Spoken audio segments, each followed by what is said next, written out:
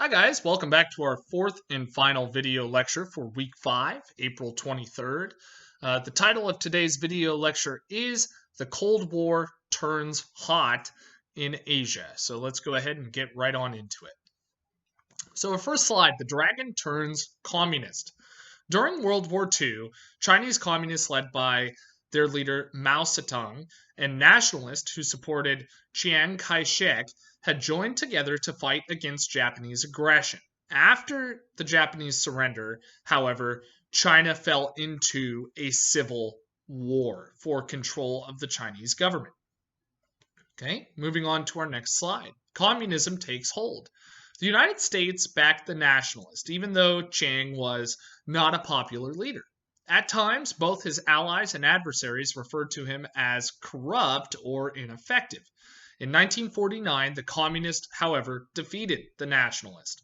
Chiang and his followers fled to Formosa, an island off the coast of China, which was renamed Taiwan. And with our picture on that slide, you can see the Chinese and the Taiwanese flags side by side. Okay. Next slide. The Soviets and the Chinese.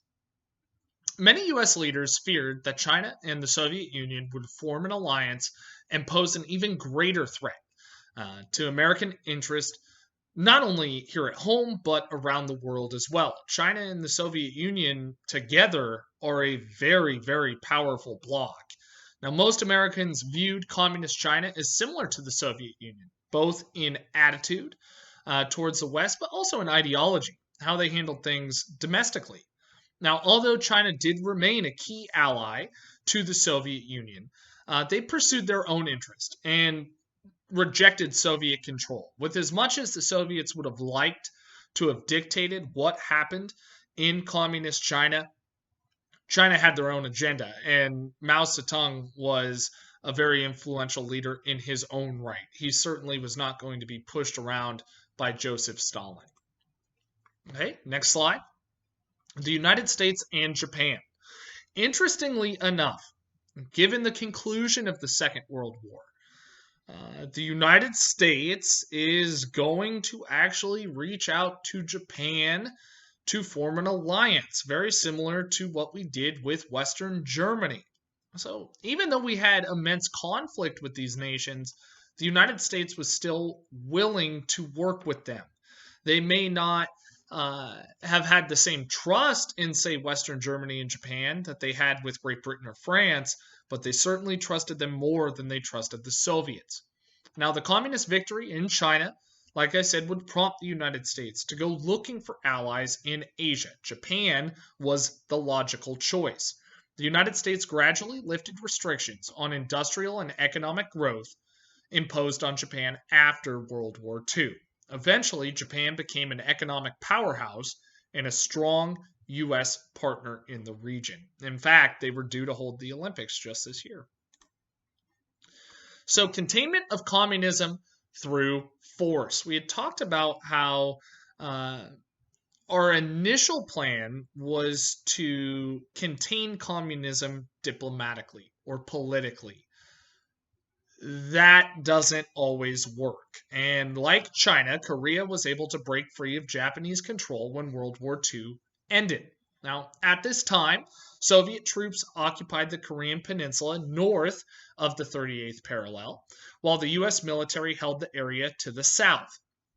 So again, like I said, the United States and the Soviet Union don't ever formally go to war with each other, but there are numerous proxy wars where the Soviets back one side and the Americans back the other. The Korean War is a good example of this.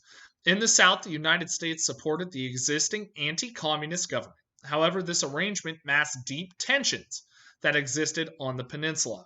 These tensions erupted into full-blown conflict in June of 1950 with the start of what would become known as the Korean War. Okay, so moving on to the next slide. North invades South. The war began when North Korean troops armed with Soviet weapons invaded South Korea. Their aim was to unite all of Korea under communist rule. Truman viewed the invasion as a test of American will and ordered U.S. forces to help South Korea repel the invaders. Again, the containment is now going from policy to reality. Okay? Truman turned to the United Nations for support. A UN resolution condemned the North Korean invasion and also called on member states to aid South Korea. Moving on to the next slide. MacArthur leads the charge. MacArthur had not only fought in the First World War, but had made himself world famous during the Second War and is now once again on the world stage during the Korean War. Troops from 15 nations joined the UN force, with the vast majority of soldiers coming from the United States of America. According to another UN resolution, the purpose of the joint force was to create a unified, independent, and democratic Korea, a singular country on the peninsula. Officials selected American General Douglas MacArthur to lead the troops. Under his command, the army invaded North Korea and fought its way northward, nearly reaching the Chinese border. This is where it gets a little complex. China comes to the aid of North Korea.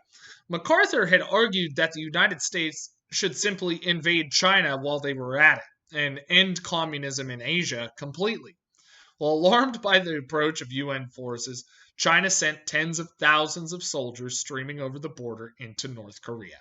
A combined army of more than 400,000 Chinese and North Korean troops forced the UN forces back to the 38th parallel. General MacArthur then called for an expansion of the conflict. He wanted a blockade of Chinese ports and to bomb major Chinese industrial centers. In essence, he wanted a war with China. Truman fires MacArthur. Well, Truman did not feel like a war with China was a good idea, and MacArthur simply kept espousing this idea, going against the chief executive's wishes. Now, President Truman rejected the plan, like I said. In fact, once China entered the conflict, Truman began looking for a way to resolve it. He did not want to escalate a conflict with China. Right? He feared that the beginning of another global war would come about, but MacArthur would not back down. In an angry letter to a friend, he wrote, "I believe we should defend every place from communism. I don't admit that we can't hold communism wherever it shows its head." When MacArthur publicly questioned the president fired him. And you can see that really kind of immortal newspaper there. General MacArthur ousted. Medal of Honor recipient, General MacArthur ousted. Right? An armistice in the DMZ. The final 2 years of the war became a stalemate, with most of the fighting happening directly at the 38th parallel, so no movement north or south. Finally, in 1953, the two sides signed an armistice, not a treaty, an armistice, which is in essence a ceasefire. So you could make the argument technically the Korean War has never actually ended. It is simply in a holding pattern.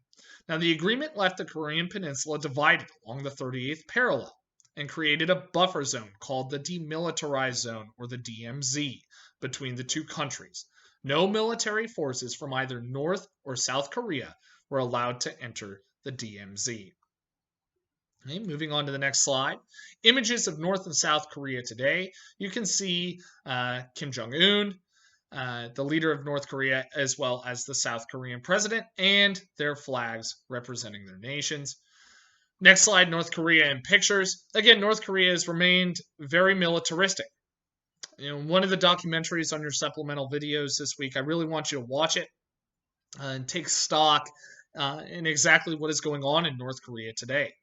Now, by contrast, on the next slide, you can see South Korea today. The bottom left picture there, you can see protest in South Korea, something that would certainly never be allowed in North Korea. You can see bustling metropolises, crowded city streets. Right? It really, unless I told you it was South Korea, you might think maybe that's a city in Europe or even the United States. It looks very, very different than their neighbors to the north. Sports is a bridge. The 2018 Winter Olympics. In 2018, the Olympics were held in South Korea, and North Korean athletes actually competed in those games. You can see the South Koreans entering during the opening ceremonies carrying a white flag with a single Korea on the flag. It's a beautiful image. You can see North Koreans proudly waving their flag. You can see the North Korean women's hockey team and the South Korean women's hockey team together. These were things that most people thought not necessarily that they would never happen, but that these were interactions that would be much further down the road. Sports can always be a bridge for different countries to finally try to find some common ground. It's very sad given the coronavirus and all of the difficult situations that people all over the globe are facing. That the Olympics this year have been canceled. With the Olympics, it's a way for the entire planet to get together in solidarity and in brotherhood and sisterhood and celebrate sport together. In a year like we're having this year, we could have really used something like that, but it's understandable why it was canceled. Okay. And our last note for the day, the toll of the Korean War. The war left Korea in shambles. You could argue North Korea has never recovered. Homes, factories, roads, hospitals, schools, anything that was there, it was destroyed.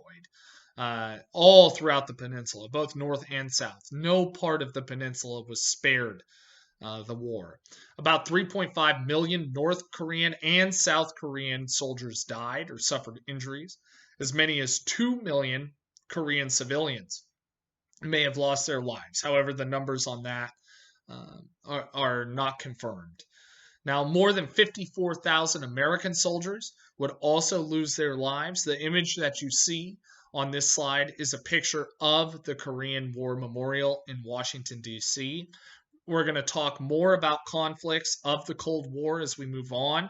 However, next week we're going to shift to the domestic front. We're going to talk about the Civil Rights era. We're going to talk about the Great Society. We're going to talk about really the 1960s and the push for equality. Race equality had been taken up in the 1860s with the Civil War. That issue, in essence, was tabled for 100 years. Well, in the 1960s, it's decided as a nation we will take up that fight again. Okay, so that's going to be our topic for next week. As always, stay healthy, stay well. I miss you all greatly, and have a wonderful weekend. I hope to see you all soon. Goodbye.